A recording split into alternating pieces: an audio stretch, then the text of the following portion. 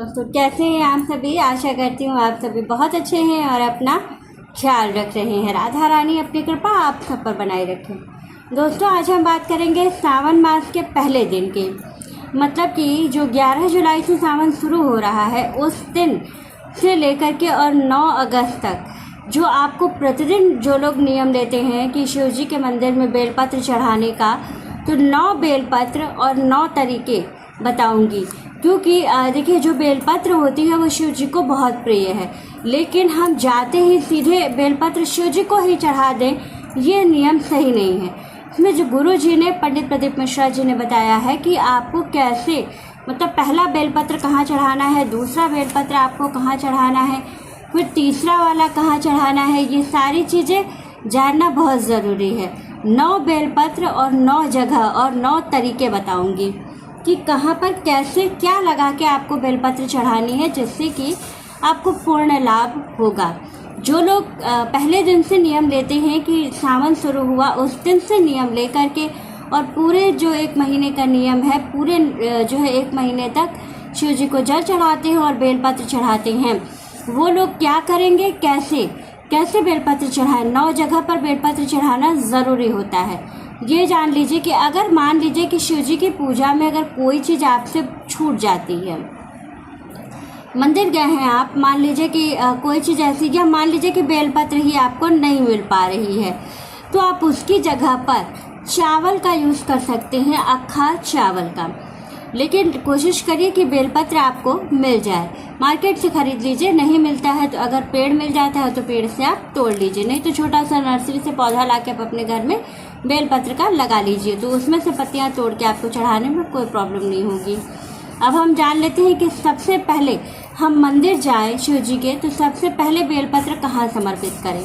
तो चलिए वीडियो शुरू कर लेते हैं। बहुत ही जानकारी वाली वीडियो है, तो आप इसको पूरा देखिएगा और अच्छे से समझिएगा कि आपको बेलपत्र कहाँ और कैसे, पहले कहाँ, फिर उसके बाद कहाँ, फिर उसके बाद कहाँ पर चढ़ानी है।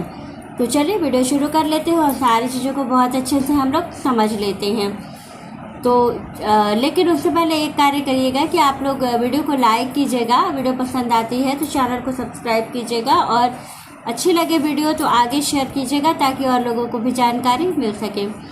तो चलिए वीडियो शुरू कर लेते हैं। एक चीज़ और बताऊंगी आप लोगों को कि देखिए शिव जी के मंदिर में या किसी भी मंदिर में जितनी भी चीज़ें होती हैं सब पूजनीय होती हैं। जैसे कि मंदिर के मुख्य द्वार से लेकर के और मंदिर के पीछे तक जितनी चीज़ें बीच में आपको पड़ती जाती हैं, जो डेकोरेशन की भी चीज़ें लगी हुई होती हैं, सभी पूजनीय होती हैं। लेकिन शिव जी के मंदिर में आपने देखा होगा कि सजावट के नाम पे बहुत ज़्यादा कुछ नहीं होता है। जो मंदिर के अंदर का जो गर्भगृह होता है वहाँ पर जो भी चीज़ें होती हैं वो सभी पूजनीय हैं। तो पहला बेलपत्र आपको कहाँ चढ़ाना चाहिए। देखिए जब हम शिव जी के मंदिर में जाएं तो सबसे पहले चौखट का पूजन करना चाहिए।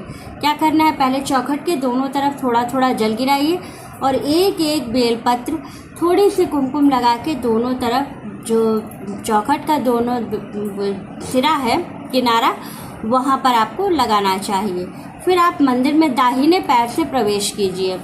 फिर दूसरा जो हमको बेलपत्र चढ़ाना है वो कहाँ पे चढ़ाना है, 9 जगह बताऊंगी, क्रम वाइज समझ लीजिएगा कि कैसे चढ़ाना है। तो दूसरा जो बेलपत्र है वो आपको चढ़ाना है शिव मंदिर में दाहिने पैर से प्रवेश करने के बाद। फिर दूसरा जो बेलपत्र है वो आपको समर्पित करना है कहाँ पर, जलाधारी पर। जलाधारी पर थोड़ी सी हल्दी और कुमकुम दोनों की बिंदी अलग अलग लगा करके और उसके अंदर आपको दूसरा बेलपत्र समर्पित करना है।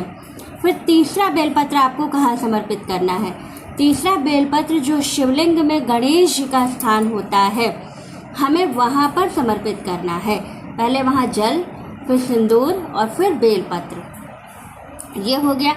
फिर चौथा बेलपत्र हमें समर्पित करना है जो स्वामी कार्तिकेय जी का स्थान है वहाँ पर।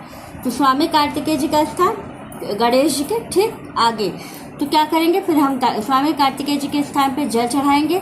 जल चढ़ाने के बाद हमें क्या करना है, कुमकुम लगाना है या लाल चंदन लगाना है वहाँ पर और एक बेलपत्र समर्पित करना है। 5वां बेलपत्र हमें समर्पित करना है अशोक सुंदरी के स्थान पर। 5वां जो बेलपत्र है वो अशोक सुंदरी के स्थान पर जल समर्पित करना है, सिंदूर समर्पित करना है, चंदन समर्पित करना है, चावल समर्पित करना है और फिर बेलपत्र समर्पित करना है हमें। फिर छठा जो हमें समर्पित करना है बेलपत्र, वो कहाँ पर? नंदी जी के स्थान पर। नंदी जी के चरणों पर, दोनों चरणों पर उनके जल चढ़ाइए, चंदन लगाइए और वहाँ पर एक बेलपत्र समर्पित कीजिए। 7वां बेलपत्र आपको कहाँ समर्पित करना है? तो 7वां बेलपत्र आपको समर्पित करना है जो ये होता है लोटा जिसमें आप जल लेकर के जाइएगा, उसमें आपको जिस चीज़ से भोलेनाथ का अभिषेक करना है वो चीज़ डाल करके और उसमें आपको एक बेलपत्र डालनी है। उसके बाद उससे आपको जल समर्पित करना है। 8वां जो जल होगा वो किसको समर्पित करना है? भोलेनाथ को, क्योंकि जब आपने मटके में, लोटे में डाल लिया बेलपत्र, अब उसके बाद आप भोलेनाथ पे समर्पित करेंगे और उसके बाद से भोलेनाथ का श्रृंगार करने के बाद उनके ऊपर बेलपत्र समर्पित करेंगे। और 9वां जो होगा आखिरी बेलपत्र, 9वां बेलपत्र जो आपका होगा वो होगा माता पार्वती का। उनको कैसे करेंगे? जो शिवलिंग के किनारे का जो हिस्सा होता है, जो जगह होती है, माता पार्वती का हस्त कमल जो होता है, उस पर हम पहले सर्कल में पूरा जल समर्पित करेंगे, फिर हम सिंदूर समर्पित करेंगे 7 बार और फिर वहाँ पर हम बेलपत्र समर्पित करेंगे।